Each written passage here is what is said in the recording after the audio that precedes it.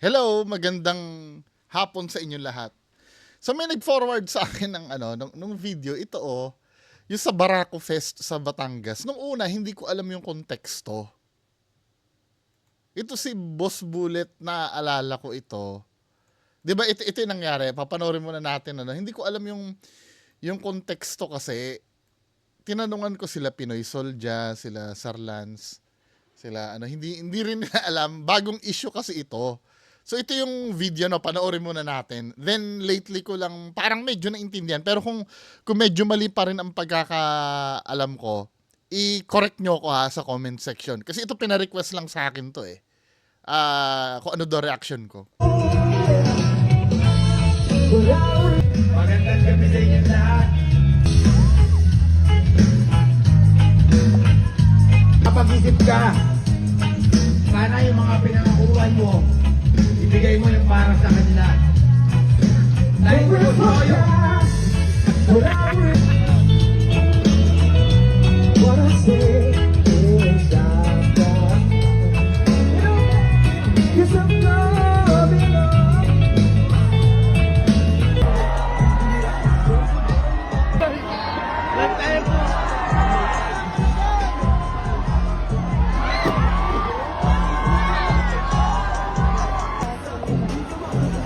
Sinuli.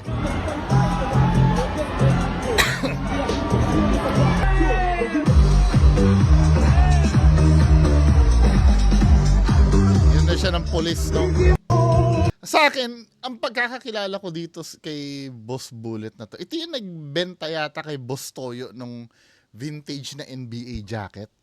Tama ba ako? Medyo maangas siya dun Dun sa, yung nagbenta siya kay Boss Toyo. Tingnan nga natin yun para makilala din na. Ako hindi ko talaga kilala to Dito ko lang na nung nasangkot siya dito sa viral na to. Boss Toyo NBA jacket yata pagkakaalam ko. Oo, siya yata yon. Tama ba ako?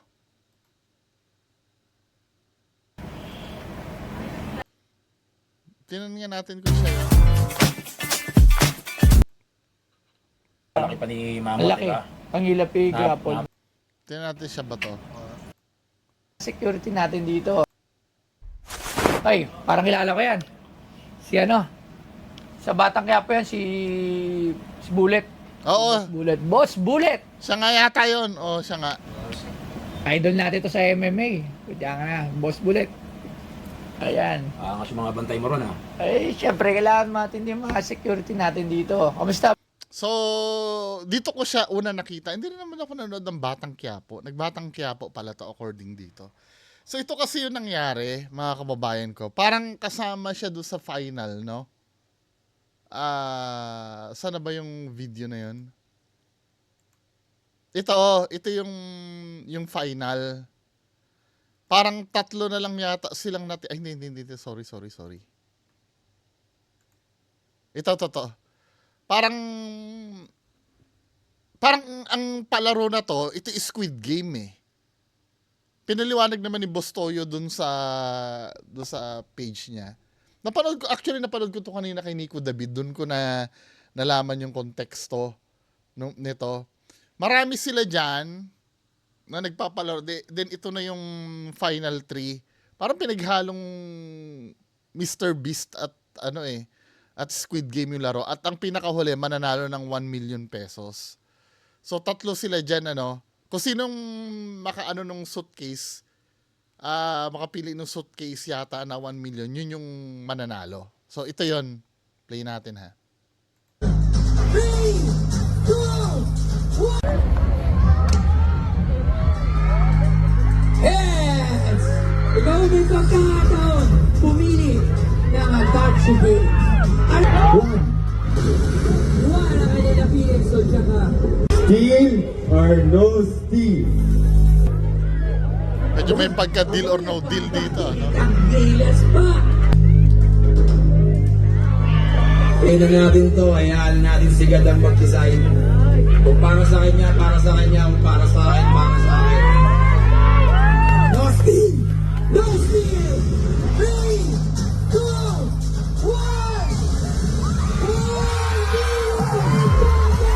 nanalo ng 1 million.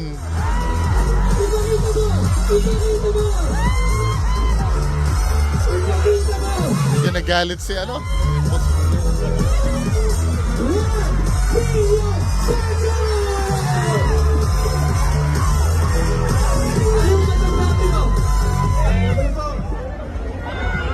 Magpapasalamat po ako sa lahat. Sa lahat ng sumuporta mula umpisa. Sa pamilya ko po na nandito ngayon. So nakukuha niyo yung konteksto, no? Ito muna yung i-explain ko. Nagkaroon ng pa-contest yan. Marami sila. Silang tatlo yung natira, yung mamimili ng suitcase. So tatlo sila. Ang nanalo itong si Kuya. Hindi ko kilala kung sino to eh. Tapos ito yung nagmaoy daw sa, sa stage. So hindi siya yung nanalo, no? Then ito naman, napanood ko kay The Publisher. Ito yung paliwanag ni Boss Bullet. Na nung una nagbibiruan lang po kami.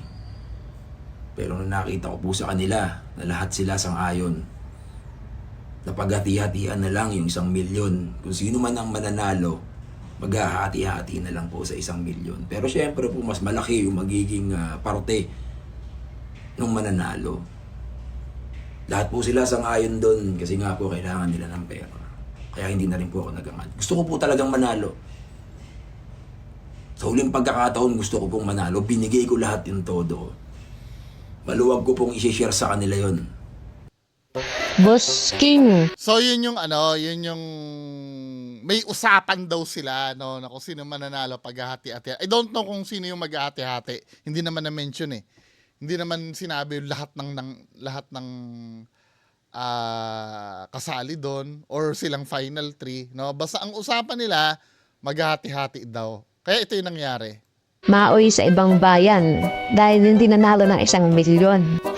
Hindi na nakapag-antay sa desisyon ng isang manalo. Kaya pumipal na lang. Hindi pa lasing maoy na. Ang tatapang talaga ng mga influencer pagdating sa pera, pagdating sa popularity. Naalala ko tuloy yung sa grupo sa Warm Palawan. At syempre hindi siya ang nanalo. Hindi naman nga talaga siya kasama sa hatian. Gusto na siya manalo para desisyon. 1 milyon ba naman kasi? Pera na, naging bato pa. Sugaba. Ang sugaba kasi talaga pagdating sa pera, iba nag-iiba. Yung nilabas niya na mga statement, ang sabi niya, lahat daw mabibigyan kung siya ang nanalo. Parang iba naman yun dapat. Ang gusto niya, siya talaga ang piliin ng Diyos. Kasi ito na yung dahilan kung ba't siya nag-ano.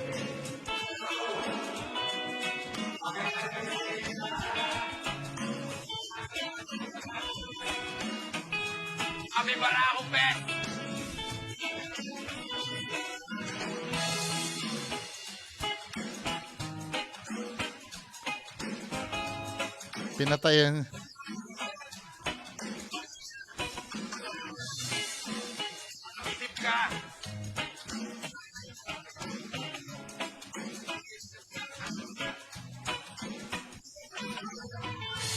Okay, tama na pala desisyon ka. Ano pa, boss? Gusto mo ikaw masunod agad-agad? Hindi pa tapos yung event. Hindi pa nakukuha yung pera. Hindi pa nahawakan nung nanalo. Gusto mo ipamigay na agad? Nag-name drop ka pa para nagkaroon ng dayaan?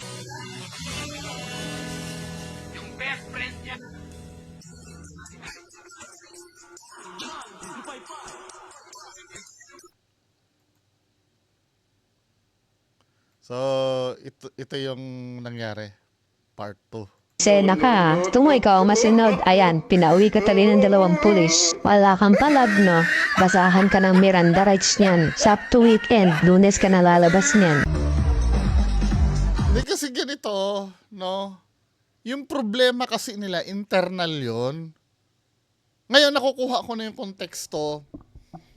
Ang ginawa niya, nag-iskandalo siya doon sa, sa gitna ng maraming tao kasi nga, hindi natupad daw yung usapan nila. Pero usapan nila yun eh. Wala nang kinalaman doon yung venue. Usapan nila yon na kung sino mananalo daw, paghahati-hatian. Siguro, hindi itinuloy yung hatian, yung parang ang tindi ng pangangailangan. Ang dating kasi dito, parang desperado siya. Ang tindi ng pangangailangan niya. 'Di ba? Parang nakakahiya. Yung iba iisipin siguro scripted to para mag-viral. Pero successful yung Barako Fest, 400,000 daw yung umattend, 'di ba? I don't think na kailangan pa nilang magpa-viral. Tapos ito may ano si Tony Fowler, may message siya kung ano ba yung nangyari.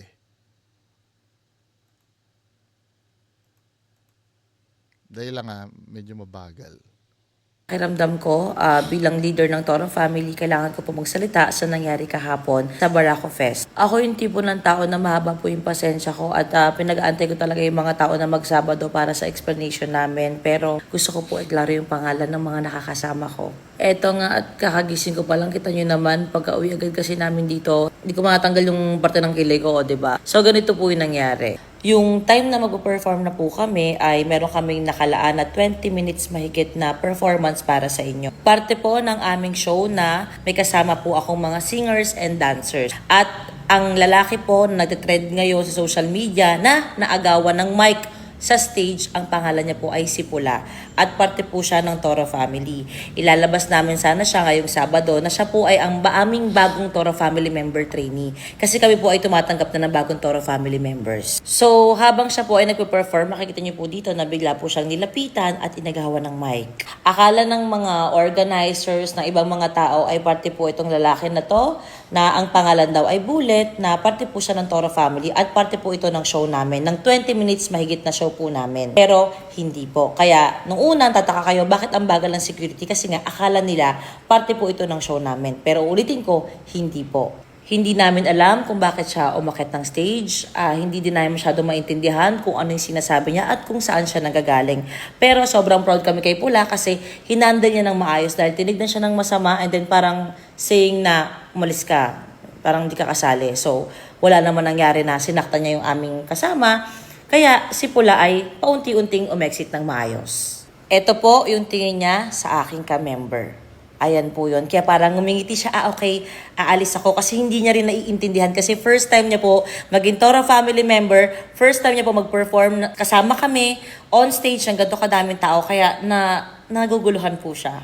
Then after that, binigyan ulit siya ng mic sa likod kasi akala nga, naguguluhan pa kahit kami na. Kinuha din yung mic. Nakasali lang siya sa sayahan ng show, sa sayahan ng kantahan. Kaya pinakanta siya ulit para pareha silang may mic.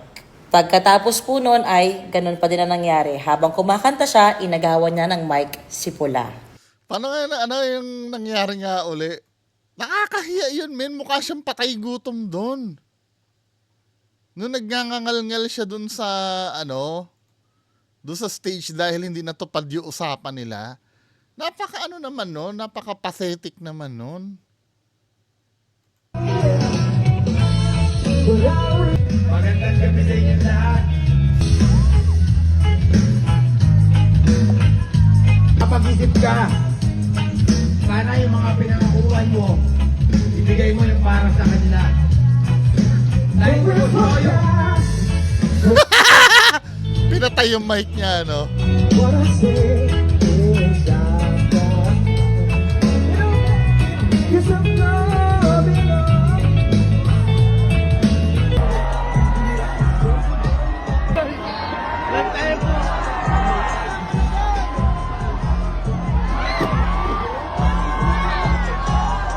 Medyo may pagkamaangas. MMA daw to, MMA fighter.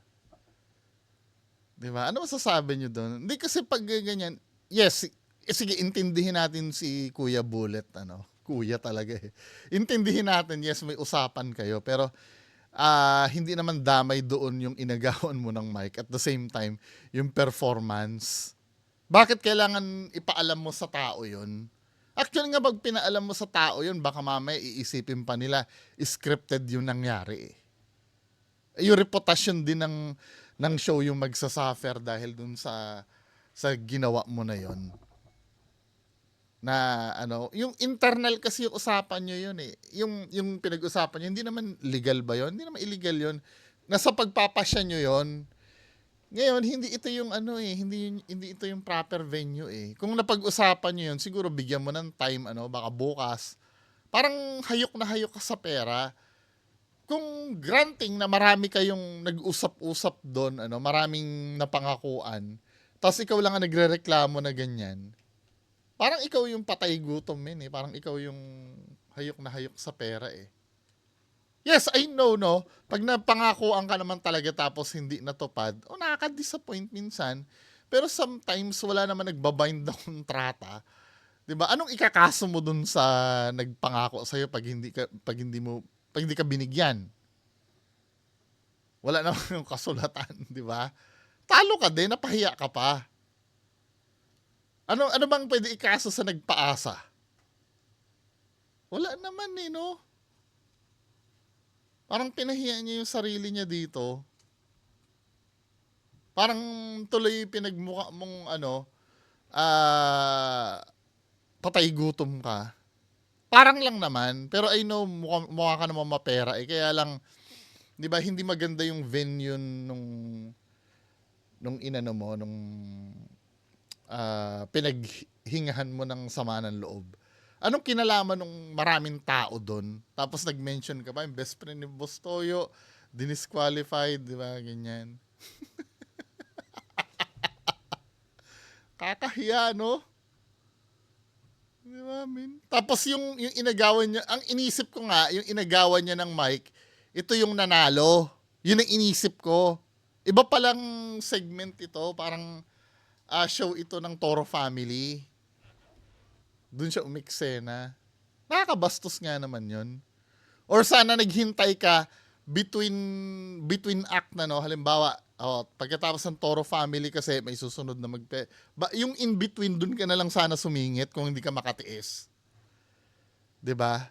Or in between, habang patapusin mo muna mag-perform yan, ewan ko kung saan siya kumukuha nung pag-iisip na ganon. Nakakahiya. Parang, alam mo yun, para siyang literal na patay gutom talaga. Yes, kahit ako din, wala din naman akong pera, wala akong pagmamalaki, eh. Pero halimbawa, napangakuan ako, or unang-una, wala ka talagang karapatang magreklamo, men, eh. Siguro, sasama na lang ang loob mo. Pero yung i-broadcast mo ng ganon, parang pinakita mo sa buong mundo na ganon ang pagkatao mo. 'Di ba? Anyway, move on tayo dun sa dito, may nagpasa sa akin dito, eh. Gusto ko nga mahingi ang opinion nyo dito. Dito sa naka-encounter na rin ako nito. Hindi ko naka-encounter, pero nakarinig na ako ng ganitong sitwasyon, yung sinasabing sangla tira 100K 3 years pero wala nang balikan ng pera. Ano yun? Panoorin nga natin to. Sangla tira daw, eh. Wait, ano bang pagkakaintindi nyo sa sangla tira? Ang pagkakaintindi ko sa sangla tira, ito ako to, isasangla ko yung bahay ko, titirahan mo. Hanggat hindi kita nababayaran, titira ka sa bahay ko. Yun ang pagkakaalam ko sa sangla tira. Pero iba yata ang pagkakapaliwanag nito, eh. Pakinggan natin, mga kababayan ko. Marami dito, sangla tira. Wala na kami ibabalik sa inyong pera. Sangla tira nga, eh. Usapan, titira nyo to ng 3 taon. Diba? Kaya nga kayo nakatira. Sangla tira, hindi para ibalik namin yung pera sa inyo. Pagkatapos ng 3 taon, kukunin na namin yan. Hindi po pwede. Sinanlan nyo sa amin, eh. Simple, sinanlan nyo sa amin yung bahay. Simple, titirahan namin yan. Gumagana na po yun. Nung tinitirahan nyo, So, ang ano naman, ang punto naman nung nagsangla, parang ang nangyari, yung renta siguro, 3 taon yung titirhan yan. Dahil may utang kami na 100K, sige, 3 taon yung tirhan yan. Tapos, after 3 taon, umalis na kayo dyan dahil bayad na kami. Parang ganun yung sinasabi, tama ba ako? Magkaiba sila ng hindi sila nag-meet sa middle. Ako, ang pagkakaintindi ko kasi isa sangla, kaya nga sangla, eh. Pero correct me if I'm wrong, Kaya nga sangla, ang mangyayari, isasangla mo sa akin tong bahay. Parang halimbawa, magsangla ka sa akin ng singsing ng alahas mo. 'Di ba? Hangga't nasa akin yung alahas mo, hangga't hindi ka nakakabayad, nasa akin yung alahas mo. Kung usapan natin 3 years, sige 3 years. Pag naglaps ng 3 years, hindi mo pa rin sa akin nakukuha yung pera. Hindi mo pa sa akin nababalik yung pera. Sa akin na yung alahas mo. Kasi sangla eh. Hindi ko naiintindihan ito. Pero medyo may point din naman yung nagpapalaya sa kanila. Kasi ang iniisip niya, renta na yung 100K ng 3 years. Parang ganon. Parang hindi sila nagkaintindihan. Ano? Kaya dapat talaga pag papasok ka ng ganyan, may kasulatan eh. May kasulatan talaga eh. Kahit yung nyo lang. Pag verbal kasi, mataas ang chance na mataas ang chance na magkamali kayo eh. Ano ba itong mga pinapareact nyo sa akin, ano? Kasi sabi, sangla, tira, when you say sangla kasi, kailangan bayaran mo yun. 'Di ba? Hindi mo pwede katwiran na 3 years, tirahin nyo ng 3 years yan, wala nang ibibigay na pera. Malabo yata yon. Parang ang nangyari, pinarentahan nyo yung bahay sa kanila. 'Di ba? In the first place, parang ayaw, di ba, kung hindi ko naman pangangailangan na rentahan yung bahay, parang ganito eh, no? Nagsangla ka sa akin na alahas. Sige, gamitin mo yung alahas ko ng 3 years. After mo magamit ng 3, balik mo na sa akin. Kasi yun na yung bayad. Yung paggamit mo doon sa alahas ko. Or doon sa motor ko, kung isasangla ko sa'yo ng isang buwan, pahinging 1,000 sangla ko sa'yo. Parang pinarentahan mo eh. Yun ang dating eh. Diba? Pero ano ba talaga ang description ng sangla tira? 'Di ba? Sige, i-explain nyo nga dyan sa baba, mga kababayan ko. Ano ba naman itong mga ito mga pinapareakan lang sa akin to, ha? Ano pa ba merong video dito? Ito.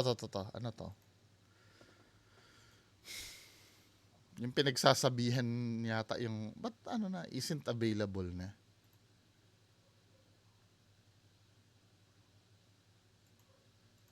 Wait lang ha.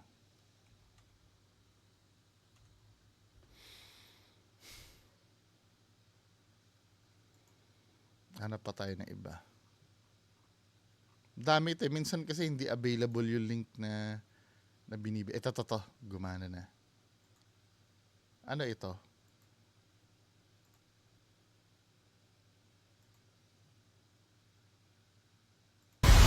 Sumiksik ka pa! Hindi po. Tama ba yun? Hindi po. Ha? Aga-aga! Hindi ko alam kung saan mo nilalagay yung utak mo pag mamanaya mo ng motor mo.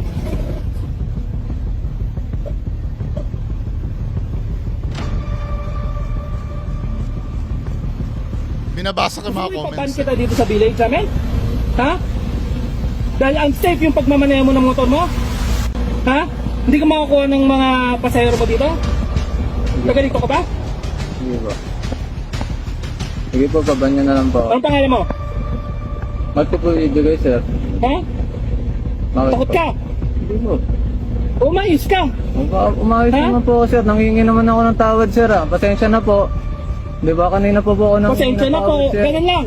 Ano pong gagawin ko, sir? Huwag mo ulitin. Anong gusto mo, sir? Luluhod Ha? ako sa harap mo, sir. Huwag mo ulitin sa Opo, pihin mo. hindi ko na po ulitin. Hindi ko na po ulitin. Pasensya na po. Ito po, sincere po. Tingnan mo, oh. Sincere Pati po ako siya, nagpapatawad, sir. pati siya napansin niya, oh. Siya yung nandun Nag-drop. sa may gate. Nag-drop Hindi, off na ako, sisirain sir. ko talaga ang araw mo. Kasi sisirain mo yung buhay ng mga estudyante. Ha? Opo nga eh. Mali nga po. Kanina pa ako nangingi. Ilang pasensya pa ba, sir? Ilang Oo, patawad pa ba? sisirain ko araw mo. Opo, sige. Dahil wala kang alam. So pagmamanay mo, makakasira ka ng buhay. Ha?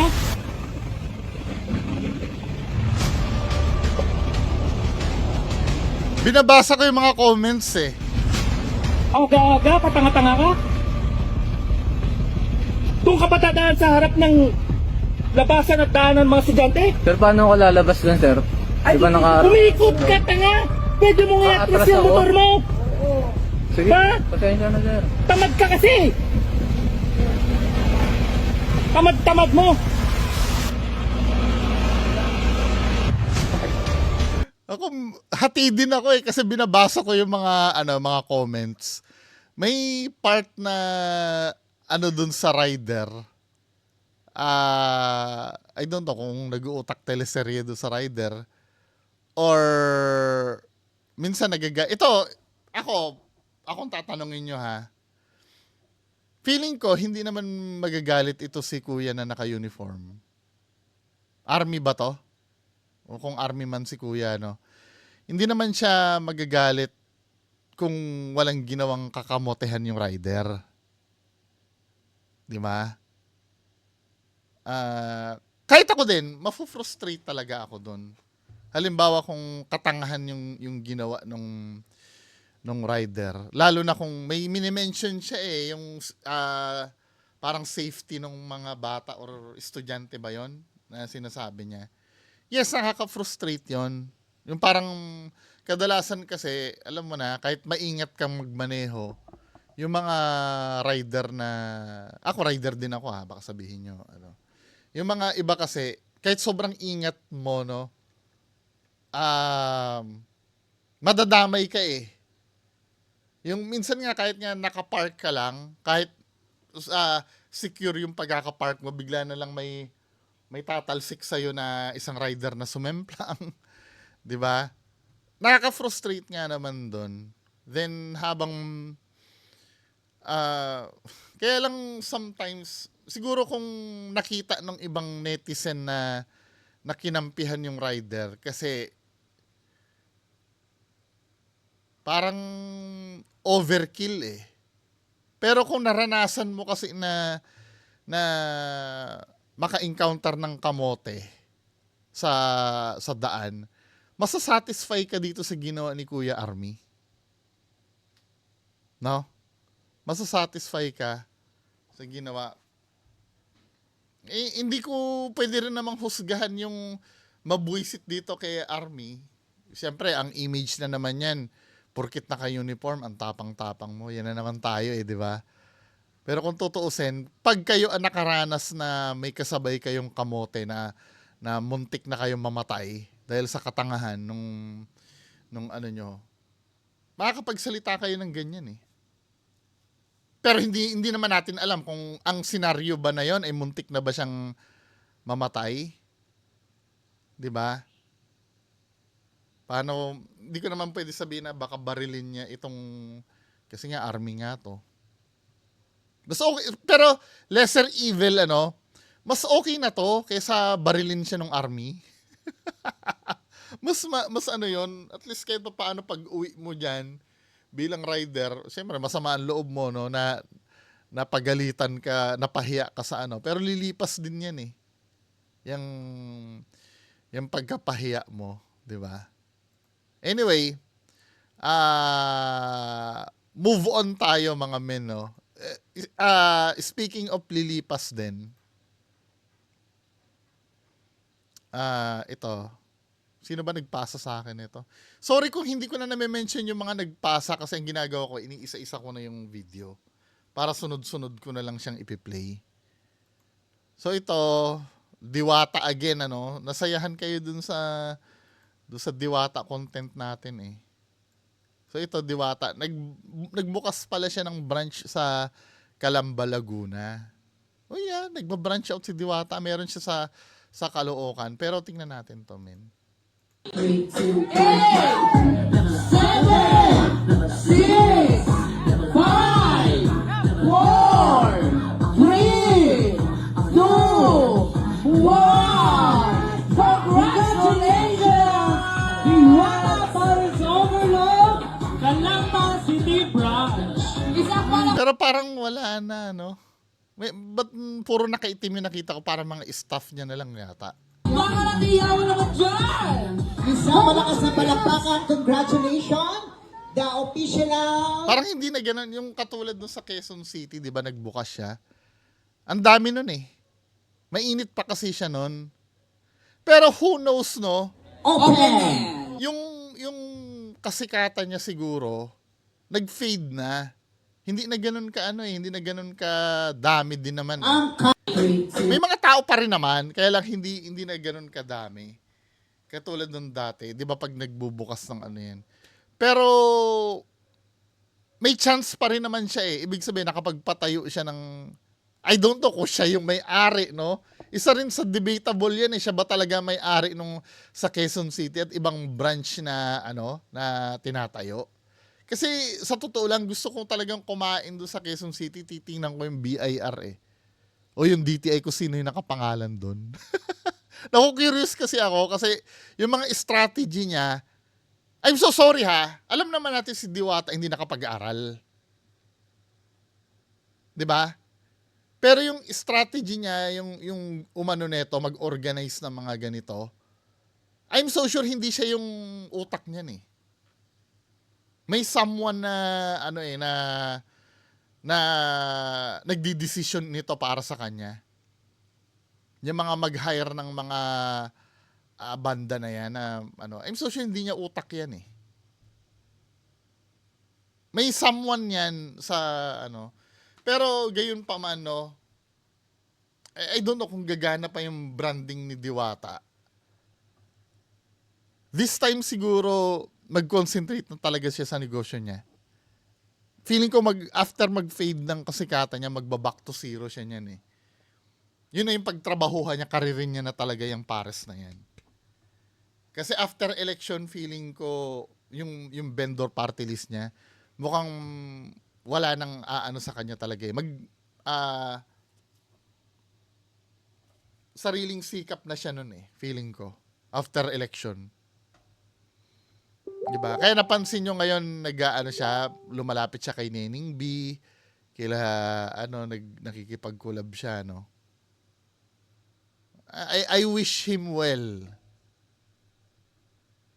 Yung nagga-guide sa kanya kung sino man yan. Feeling ko pag napagtuunan naman yung negosyo, makakabangon pa naman. 'Di ba? Unti-unti 'yan, unti-unti. Ngayon kung nakay Diwata na lang 'yan, kung mawawalan siya ng gana kasi syempre nasanay siya ng sobrang daming tao, no? Tapos biglang mawawala yung tao, mawawalan ka talaga ng gana nun. 'Di ba? Parang ka. Pero pagtiyagaan lang. Wala ka naman magagawa kundi magtiyaga talaga eh. Tapos bawas-bawasan na lang yung pagsasalita sa social media ng yung maangas. Sabagay, diskarte niya yun eh. Gusto niya pakita na totoong tao siya eh. Di yun. Pero sometimes kasi kailangan mong mamuliti ka eh. Kung may aanuhin kang tao, hindi naman siguro pagiging plastic yon. Kailangan mo lang siguro makibagay. 'Di ba? Hindi naman pamamlastic yun eh. Halimbawa, may lumapit sa yung vlogger dyan na nagko-content ka. Instead na sabihin mo, nandito ka naman para siraan ako. Instead na magganong ka, hi. Tapos. 'Di ba? Kain ka. Yung mga ganun, wag nang magsalita na nandito ka naman para sa'yo, hihintayin mo na naman ako magkamali. Anyway, mga kababayan ko, yan lang po muna mapapag-usapan natin ngayong hapon. Paki-comment na lang po sa baba kung ano yung masasabi nyo, no? Maraming salamat, magandang hapon, bye-bye.